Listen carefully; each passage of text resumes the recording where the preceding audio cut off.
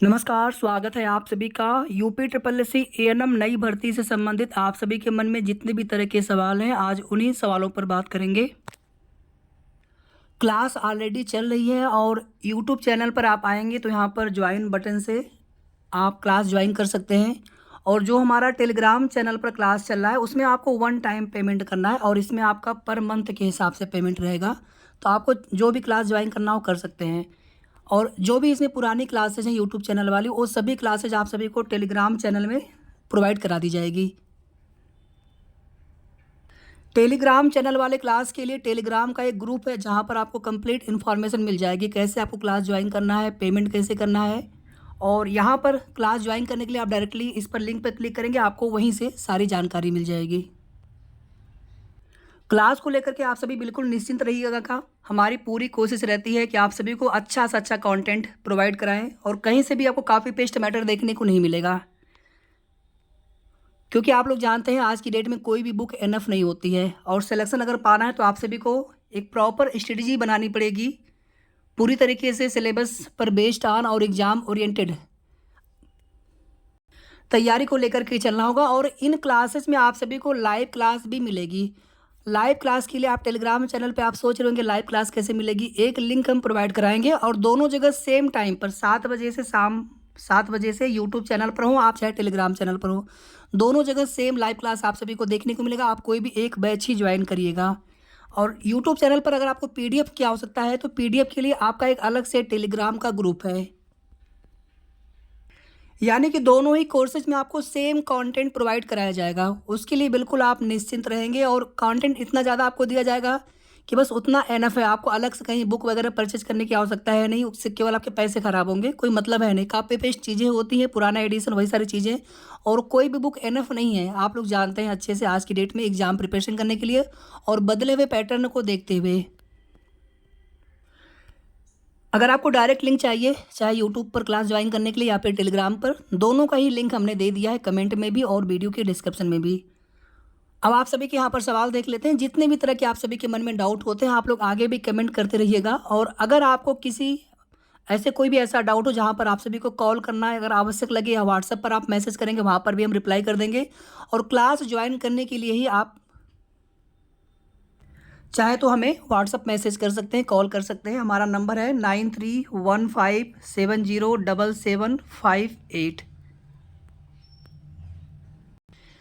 PET में जिनके भी 0 से ऊपर नंबर होने चाहिए आपके, जैसे यहाँ पर 0.24 है, तो बिल्कुल आप एलिजिबल हैं। एज पर नोटिफिकेशन या यूपी ट्रिपल एस सी की जितनी भी भर्तियाँ हो चुकी हैं, हालांकि जिन भर्तियों में पीईटी की कट ऑफ बनती है 50 नंबर 60 नंबर, तो वहाँ तो बात ही अलग है। लेकिन जहाँ पर सभी को कंसीडर किया जाता है कम आवेदन आने की वजह से, तो वहाँ पर भी 0 से ऊपर ही नंबर होने चाहिए आपके, या तो नॉर्मलाइज्ड में या तो एब्सोल्यूट में, मतलब माइनस में नहीं होना चाहिए किसी में भी। और इसमें बहुत सारे ऐसे सिस्टर हैं आप लोगों में से, बहुत सारे आपने स्कोर कार्ड भी भेजे, कॉल मैसेज भी आप सभी के आ चुके हैं, कमेंट भी आप लोग देख सकते हैं।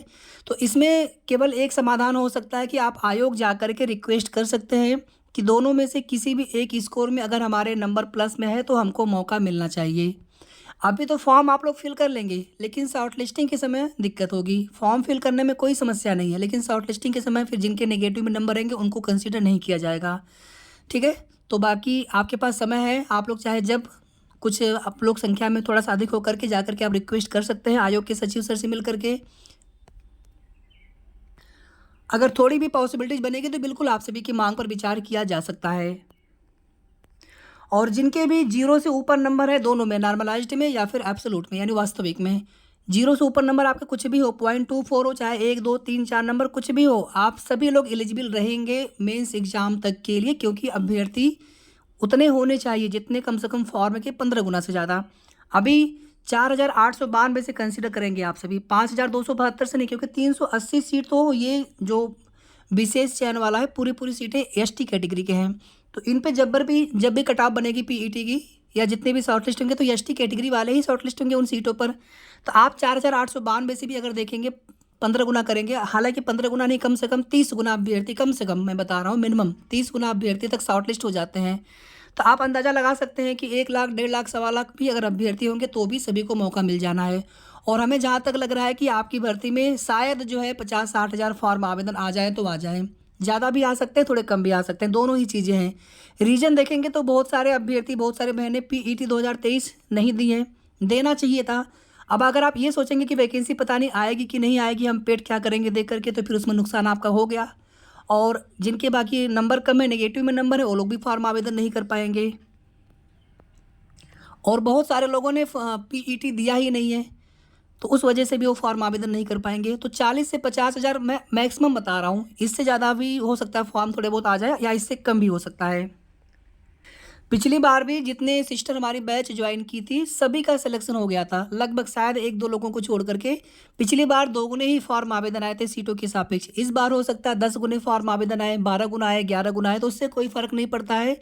आप मेहनत करेंगे और हम आपके लिए पूरी मेहनत करेंगे कि जितने भी सिस्टर आप लोग क्लास से बैच से ज्वाइन होते हैं, आप सभी का सिलेक्शन सुनिश्चित होना चाहिए। कंटेंट तो इतना हम प्रोवाइड करा देंगे कि लगभग आपको सभी प्रश्न डायरेक्टली इनडायरेक्टली आपको मिल जाएंगे।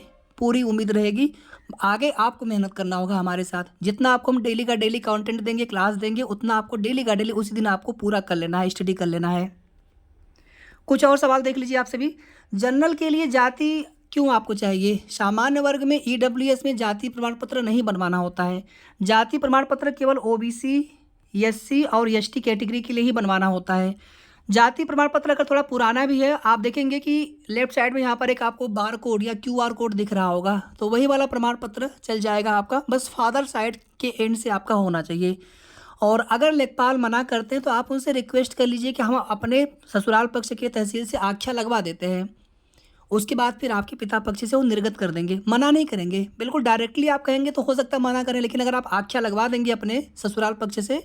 और ध्यान दीजिएगा, एड्रेस को लेकर के भी कन्फ्यूजन है। एड्रेस आप वही फिल करेंगे फॉर्म में जो एड्रेस आपको रखना होगा।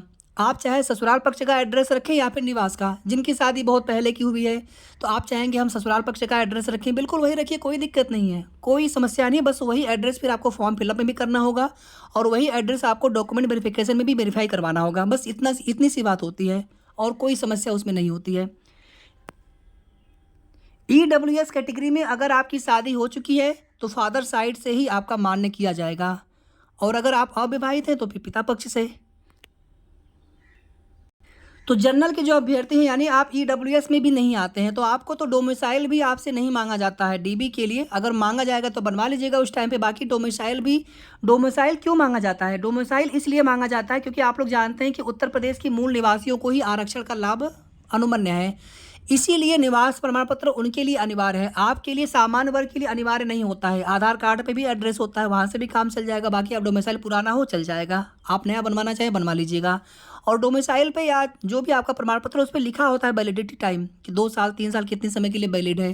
ठीक है, तो अगर आपको लगे कि नहीं आपका वैलिड है तो बिल्कुल आप उसको रहने दीजिए नया बनवाने के लिए, और अगर आप चाहें तो नया बनवा सकते हैं।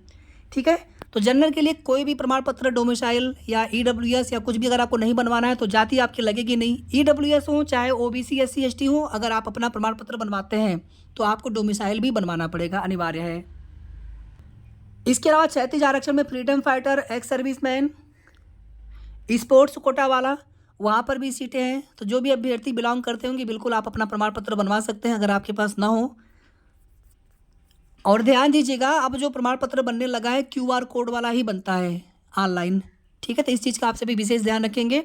दिव्यांग के लिए कोई भी सीटों का चिन्हांकन नहीं किया गया है, यानी कि अगर आप फॉर्म में दिव्यांग आप ऑप्शन फिल करें ना करें वो आपकी मर्जी है, उससे कोई मतलब नहीं है। नहीं लगाएंगे तो भी दिक्कत नहीं, लगाएंगे तो भी कोई दिक्कत नहीं है।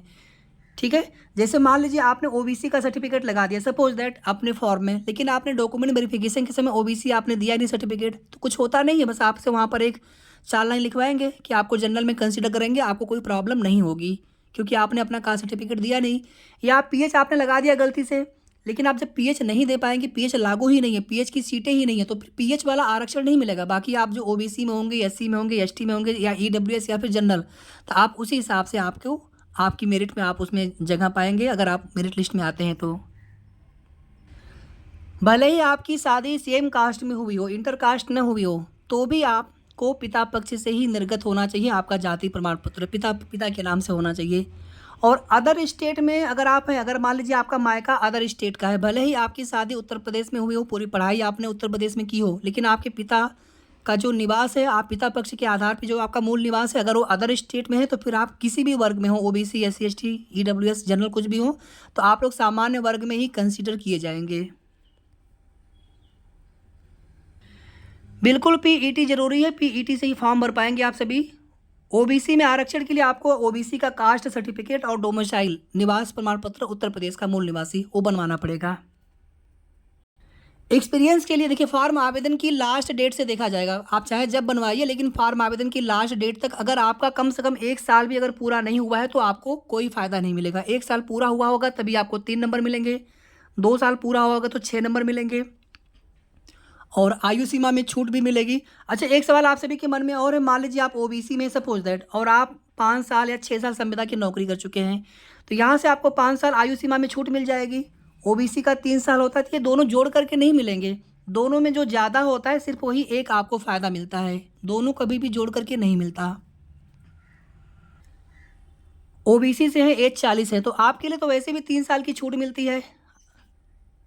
न्यू ज्वाइनिंग वाले हो या फिर अपीयरिंग वाले हो, जिनका अभी अक्टूबर में एग्ज़ाम लगा है, फॉर्म आवेदन की लास्ट डेट तक आपका रिजल्ट नहीं आ पाएगा तो आप लोग आवेदन नहीं कर पाएंगे, एलिजिबल नहीं रहेंगे।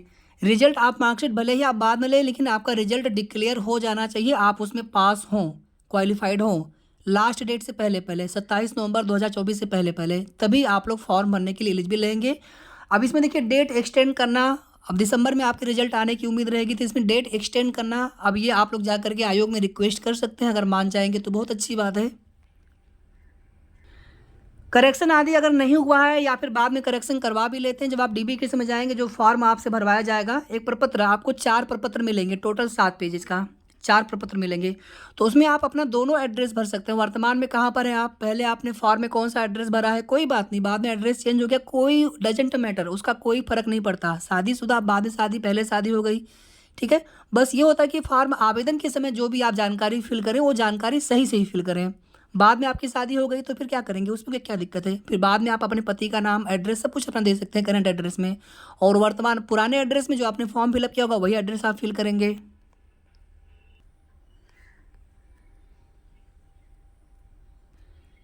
दो 2023 रजिस्ट्रेशन नंबर से फॉर्म नहीं भर पाएंगे, आपने एग्जाम दिया हो और आपका रिजल्ट आया हो और आपके पास एक स्कोर कार्ड होना चाहिए जिसमें संख्यात्मक स्कोर यानी उसमें न्यूमेरिकल वैल्यू होना चाहिए, तभी आप एलिजिबल होंगे, और आपके नंबर प्लस में होने चाहिए, नॉर्मलाइज्ड अथवा वास्तविक स्कोर में, तभी आप फॉर्म के लिए शॉर्ट लिस्टिंग होंगे, एग्जाम के लिए शॉर्ट लिस्टेड होंगे एग्जाम के लिए। पेट में आपने ईडब्ल्यूएस नहीं लगाया था तो फॉर्म में आप बिल्कुल ईडब्ल्यूएस लगा सकते हैं, कोई दिक्कत नहीं है, कोई समस्या नहीं होगी, और अगर नहीं लेता है, अगर उसमें अगर एडिट नहीं होता तो संशोधन वाले के समय भी वो लग जाता है, कोई दिक्कत नहीं है। बस लास्ट डेट से पहले पहले, संशोधन नहीं, फॉर्म आवेदन की लास्ट डेट से पहले पहले आपके पास सभी प्रमाण पत्र होने चाहिए, ठीक है। बिल्कुल आप लगा सकते हैं, चाहे कास्ट हो चाहे ईडब्ल्यूएस हो, अगर आपने पहले न लगाया हो पेट में तो बिल्कुल आप लगा सकते हैं। और यूपी स्टेट नर्सिंग काउंसिल से रजिस्ट्रेशन आप लोग करवा लीजिएगा, बाद में अगर करवाना होगा तो फिर आपको समस्या हो जाएगी, तुरंत याद रखिएगा आप सभी। पिछली वाली भर्ती में ऐसे 1000-1500 या फिर ज़्यादा भी सिस्टर ऐसी थी जो कि अच्छे नंबर होने के बाद भी रजिस्ट्रेशन नंबर उनका, या यूपी स्टेट नर्सिंग काउंसिल से रजिस्ट्रेशन उनका बाद में आया था, लास्ट डेट से बाद का। संशोधन की डेट से कभी नहीं देखा जाता है, जो लास्ट डेट होती है फॉर्म आवेदन की वही क्रूशियल डेट होती है, उसी को कट ऑफ डेट बोलते हैं, चाहे उसको लास्ट डेट बोलिए, जो भी आप समझ जाए, उसी डेट से पहले पहले तक सारे डॉक्यूमेंट्स आपके देखे जाएंगे। एससी एसटी हो, ओबीसी हो, अगर आपको आरक्षण का लाभ चाहिए तो आप निवास और कास्ट सर्टिफिकेट भी आपको बनवाना पड़ेगा। बाकी अर्हता में 10th का, 12th का, एएनएम का डिप्लोमा सर्टिफिकेट और रजिस्ट्रेशन, यही सारी चीज़ें हैं बस। मैरिड हैं, जनरल से हैं तो निवास प्रमाण पत्र कहाँ का लगेगा, आप जहाँ पर हो ससुराल पक्ष का वही आप लगा सकते हैं, जनरल में है तो कोई दिक्कत ही नहीं है आपको। क्लास चालू है, टेलीग्राम चैनल पर जुड़ेंगे तो पुरानी क्लासेज आप सभी, पूरी क्लासेज मिल जाएंगी आप सभी को, या फिर यूट्यूब चैनल पर क्लास ज्वाइन करेंगे तो यहाँ पर मंथ की फीस है, और टेलीग्राम पे जो है 1499 वन टाइम फीस है। आपका एग्जाम चाहे 6 महीने बाद हो या फिर 7 महीने बाद हो, आपको दोबारा फीस नहीं देना होगा, क्लास आपको मिलती रहेंगी 6-7 महीने, 8 महीने, जब तक भी आपका एग्जाम हो। पीईटी 2024 से अब वैकेंसी आनी होगी तो आएगी नई वैकेंसी, लेकिन फिलहाल में ये वैकेंसी पीईटी 2023 से ही विज्ञापन आ चुका है और इसी पेड से आवेदन लिए जाएंगे। अपीयरिंग वाला हमने बता दिया है ऑलरेडी,